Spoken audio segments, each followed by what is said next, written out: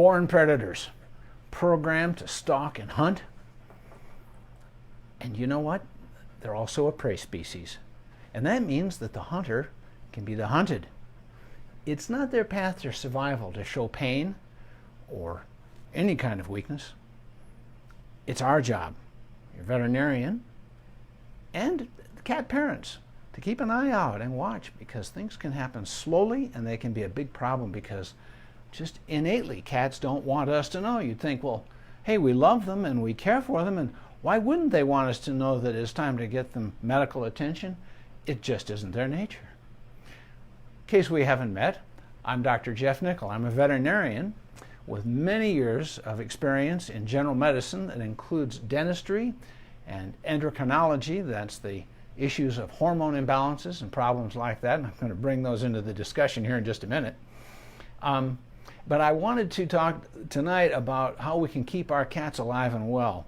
And by the way, if you can hear me loud and clear, please hit the wow button just so that I know that the equipment's working the way it should. And also, if I'm telling you things that are valuable to you and your pets, by all means, a heart will help me understand that I'm doing something useful for you. And Jonna, thank you for showing up, and I hope this is helpful to you. So be sure to let me know if it is. And by the way, anybody has a question, it doesn't have to be about cats, it can be about anything pet related. You're welcome to interrupt me anytime, and I'll try to help you out. And by the way, I have this fuzzy little cat right here. Her name is Miss America. She's a border collie, and she comes to any kind of pet name. And so if she needs to be a cat to get a snack, then of course she's a cat. But this is Tony right here. The little fuzzy white guy over here is kind of hiding behind him as Gaston. But Tony, he had a problem. And I watch my pets very carefully. He'll be 14 years old on November 11th. We got him when he was just a baby. And, you know, it's easy for us to keep in this mindset that, well, he's still a kitten. You know, he's active and he's playful, and you forget that he's, well, almost 14 years old. So, like any good cat parent, I examine him every year. Well, or I have a veterinarian do it, which happens to be me, and I submit a blood profile. And that includes the thyroid level, and cats over 9 or 10, because very commonly they can be subject to benign tumors of the thyroid glands, and that can be an insidious problem. Aging cats eventually all get kidney failure if they get old enough. So we're watching for that, watching for liver trouble, listening to his chest, and we want to make sure he doesn't have pain.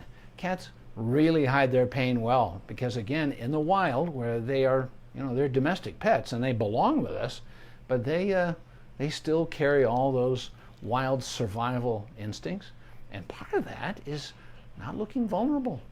So, are they in pain? Well, as they get older, many of them, their joints start to hurt a little bit, and it can be a very subtle change because, you know, day to day, the changes are so tiny you just don't notice them.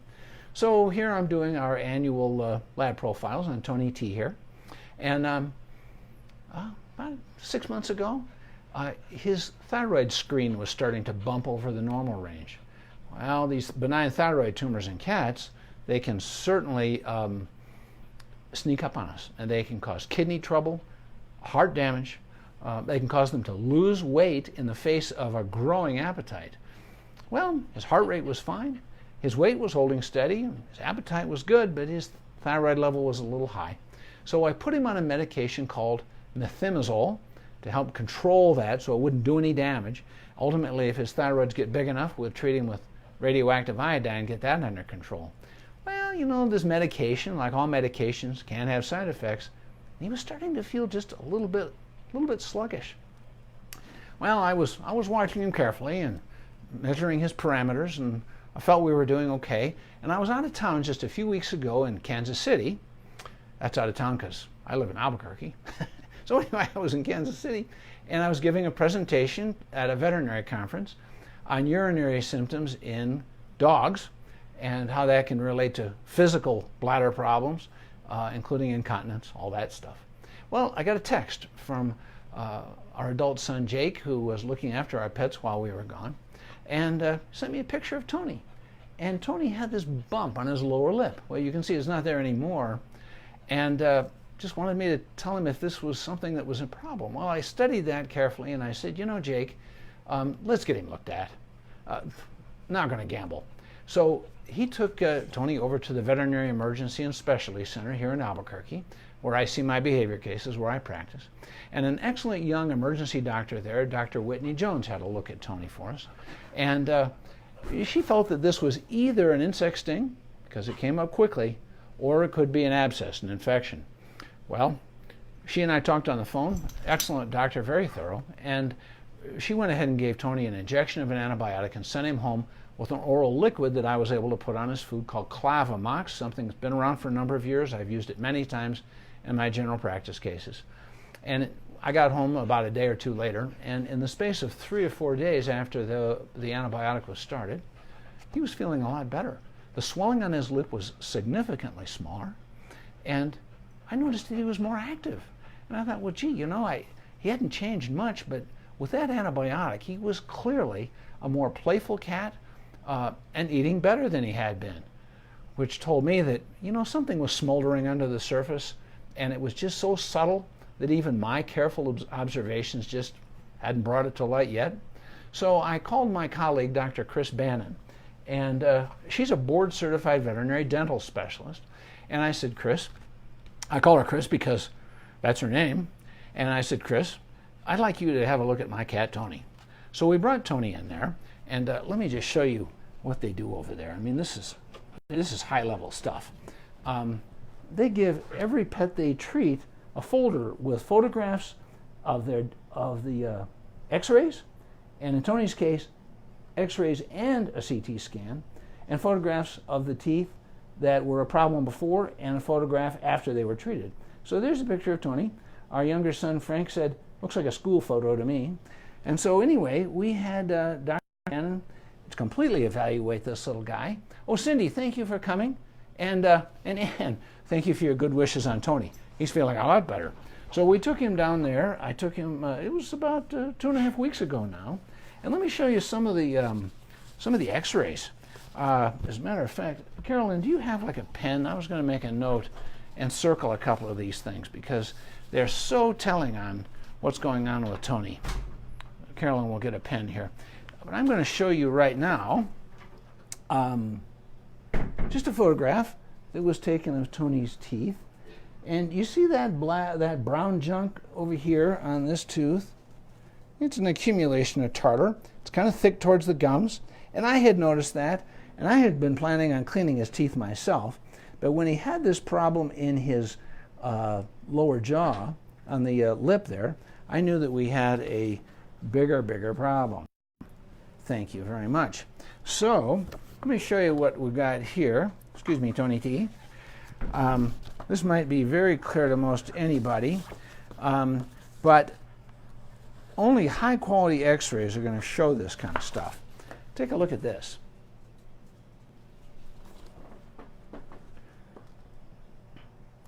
You see there's a canine tooth, sticks up like a fang, and then there's a space, and then we've got this sawed-off tooth here. Well, it looks sawed off, but actually that was below the gum surface. If you look carefully here, you can see the soft tissue of the gum up here. That was not visible to the eye. What that turns out to be is a tooth that has had its enamel eroded over time. These are called resorptive lesions in cats, and they are, frankly, they show up in about 70% of cats, 70 to 75%. Well, that's a source of pain. That tooth is disintegrating. Well, you wouldn't know that without X-rays. Let me show you another one. And this one may be a little bit more subtle, but take a look here at, here, let me turn this X-ray upside down. There we go. Take a look at this. Do you see that black area there? That's what's called a lytic lesion. That's where that tooth is disintegrating from the inside. And in fact, if you look here, you can see that it's actually come off its root. Its root is coming up in here. Have a look at this one. Notice that? That tooth is breaking apart as well. These are lower incisors. These are the front teeth. And of course, in the wild, these are used for, when they kill prey, for biting off pieces of meat. Well, of course, a 14-year-old cat who eats canned kitten food all of his life for the high protein that's so healthy for him, he doesn't have to go out and kill prey. So we went ahead and Dr. Bannon extracted this tooth and took those roots out. And what's important about this kind of stuff is that, there we go, is that in a 14-year-old cat, their jaw, the bone can be kind of brittle. And so you have to really understand what you're doing, or the jawbone could mistakenly fracture. Well, going to a specialist, and this lady not only is very well qualified and experienced, and I have practiced with her, by the way, at the Veterinary Emergency and Specialty Center where I see my cases. She knows how to open the bone just a little bit, get that tooth out of there safely. Well, there was actually a total of 5 extractions that were necessary for this young man. And she sutured his gums. I've got some other photographs here that, if you're a little squeamish, you can see where the teeth have been extracted and where she has sutured the gum. Well, of course, they heal quickly. But, even with a very careful surgeon, there's pain following surgery. There was some before surgery, and it can be worse immediately following. Well, of course, that's anticipated. We started Tony on an oral tablet called Onsior, and a lot of cats are really difficult to give a pill to, and you should never struggle with them, never stress them. It just damages the relationship, and going forward it can be literally impossible to give them anything orally. Well, the nice thing about many of these medications is that they're not bad tasting at all. The Onsior tablet, that's O-R, let me start again, O-N-S-I-O-R, it's a prescription medication for cats. And you can crush the pill in a bowl and then add the powder to his canned, or in cats who eat dry food, to softened dry food. He ate it no problem at all. It was once a day. In addition to that, I gave him oral buprenorphine. It is an opioid. Oh, bad word nowadays, right? This is a very safe one and a very reliable pain reliever. Obviously, anybody could get addicted to it. We use it for all of 5 days, 3 times a day. And it comes in, well, it's meant for injection, but we got Tony on Carolyn's lap. She was sitting with her, and I just came up and squirted the stuff in his mouth, and it absorbs through the gums. And in fact, on his first day home, he a little bit lethargic. He'd had anesthesia, and I'd offered him food. He'd eaten only a little bit, so I splashed a little bit of the buprenorphine into his mouth, and 2 minutes later, he hustled over to the food bowl and ate generously. So, pain medication, it has its place. And after about 4 or 5 days, this little guy just didn't need anything like that at all. He was eating his canned food. He enjoys having a little bit of dry sparkled on it because he likes to have the texture. And he had no problem at all. So this was a tremendous success. So, but my point here is about a lot more than dental disease and how that can smolder and catch up with pets. It's just that we sometimes don't know if we're not watching. And I was watching carefully, and even this one started to sneak up on me. So we're kind of lucky he had that swelling in his lip, because that brought it to my attention right away. So, here's the problem with cats, is that so many of them just really hate riding in the car, and they can't stand going to the veterinary clinic with all those barking dogs, and there's a lot of fear. And a lot of cat parents are very reluctant to take their cats to the veterinarian. There we go. Get some light back. You can see these kitties a little bit better. They just hate going. Well, I get that. Of course, that doesn't diminish the importance, because if we say, well, nobody likes going, so we'll wait until we have a big problem, boy, they can really suffer. And you don't want that. So we have ways of dealing with that. And here's something you may have seen me mention before. This stuff is called Cilio, and let me turn the camera around so you can see the label. This is another prescription medication, but your veterinarian can provide this for you. There's a picture of a dog on there. This is approved for use in dogs, not for use in cats. Well, that means that it's an off-label use, which is perfectly okay as long as we have research supporting it, even though we don't have FDA approval for use in cats, and good, robust research and experience. And this stuff is so easy to use. It's got this little wheel here, and it's measured in dots. Do you see the dots on the plunger of the syringe? And you pop the cap off, And a cat of any size gets 1 dot dose. And you slide this between the gum and the lip, and you can deposit that little glob of gel. They don't object to the taste. Hold their little head up for a couple of minutes, and it absorbs between the mucous membrane, between the gum and the lip, a lot like the buprenorphine I mentioned. And in about 20 minutes, you will have a cat who is a lot more relaxed. I was just returned from the International Veterinary Behavior Meeting this year. It's often in European countries or Asian countries. This year it was in the United States in Washington, D.C. And there was a paper presented on the use of Sileo, S-I-L-E-O, in cats, specifically for fear of car travel.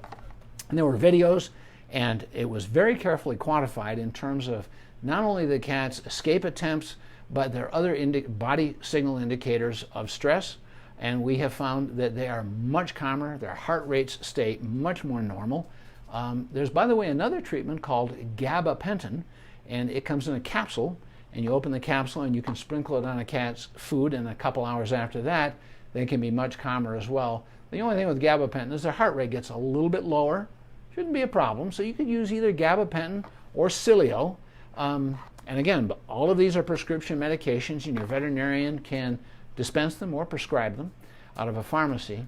But my point here is that I want you to know that your cat needs medical care. If you are concerned, he or she needs it right now. And if you're not concerned, that cat still needs annual exams throughout its life, through its young adult years, and when they get to be over 10, twice a year is best. Tony is now getting blood profiles every 3 months because I have something to monitor with that, with his thyroid issues, and I don't want to let that get out of control. So I'm going to make life easy for him. I'm going to give him a little bit of Sileo, and if he fusses at me, I'll give him gabapentin. Your veterinarian can prescribe both, and you can try either one on your cat. And I'm going to bring him in low stress and take a blood sample and bring him back home. And I'm going to know that he's okay because I'm watching. So my point here is, don't let this stuff get out of control. Even if you have a cat who's got a hate relationship with your car, they need that. So I have some questions here. And let's see, Jonna, if you have a chance, talk about diabetes in cats. A cat died of it. And I only noticed something. Let me read the rest of the message here. Was wrong a week prior. Miss America, you're bumping into the tripod here, honey. Yeah, okay. Maddie, honey, why don't you jump up here with your daddy? You're knocking the equipment around here, girlfriend. Sit for me, please. Thank you. You're a good girl.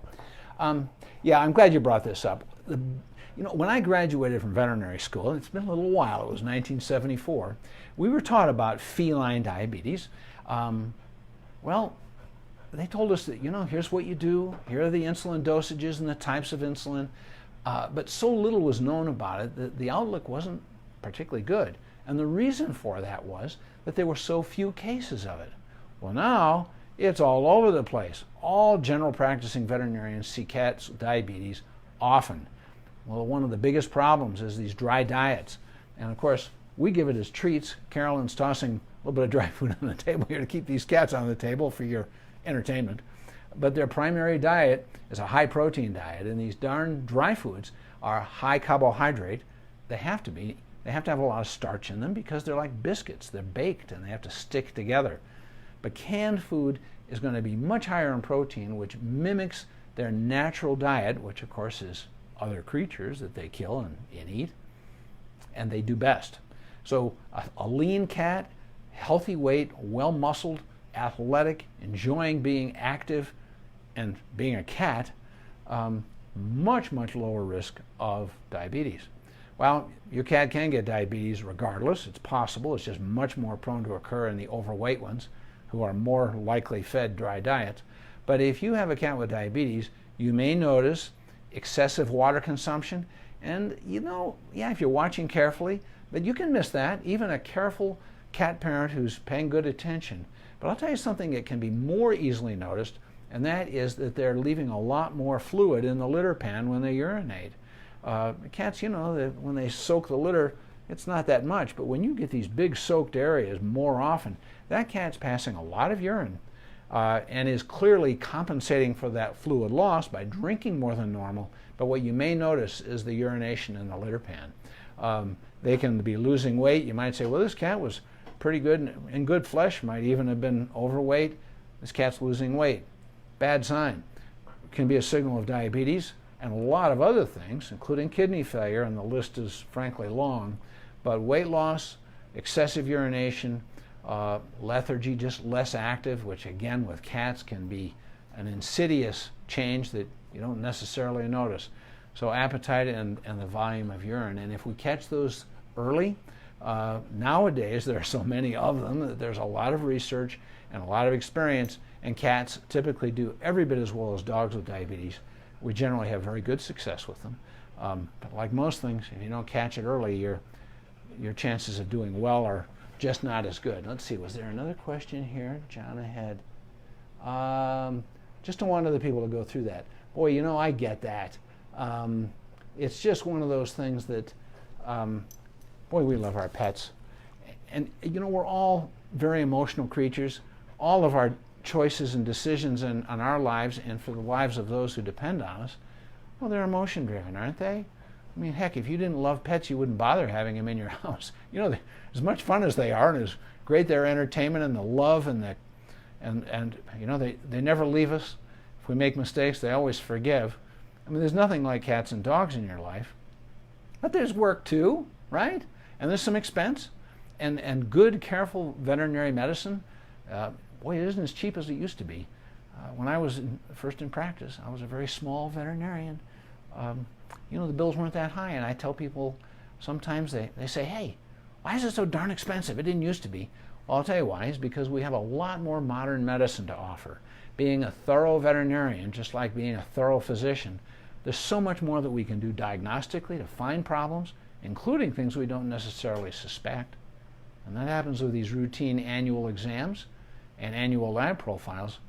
We sometimes make a list of considerations when we're examining the pet and taking the history, and then we find things that had not been expected, and that's good news, because we can't help if we don't know about it. So, yeah, there's a lot to being a good pet parent, but being observant is a big part of it. But don't just rely on that. Go in for those annual exams, and if your pet's over like 10 or so, I'd go in twice a year. You know, a lot of veterinary clinics have wellness packages now, and there's some excellent pet medical insurance companies now that will cover additional exams. And so if you say, well, I would go in more often, but my cat just hates it, and I'm not happy with the whole event either, because, you know, well then in that case, you can pre-treat your kitty with Cilio or gabapentin in the food. And also, by the way, one last point is that there is an organization called Fear Free. The website is fearfreepets.com. And I have been trained in Fear Free and certified.